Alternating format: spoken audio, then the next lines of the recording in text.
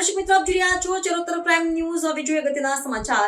પેટલાદ તાલુકાના બોરિયા ગામમાં વર્ષો જૂની જર્જરિત ઓવરહેડ પાણીની ટાંકીને આજે સલામત રીતે તોડી પાડવામાં આવી। પેટલાદ તાલુકાના બોરિયા ગામમાં વર્ષો જૂની જર્જરિત ઓવરહેડ પાણીની ટાંકીને આજે સલામત રીતે તોડી પાડવામાં આવી। ગામના લોકોની સુરક્ષા અને પાણી વ્યવસ્થાને ધ્યાનમાં રાખીને ગ્રામ પંચાયતે આ મહત્વપૂર્ણ નિર્ણય લીધો હતો। સલામતીના તમામ માપદંડોને ધ્યાનમાં રાખીને આ કામગીરી હાથ ધરવામાં આવી હતી।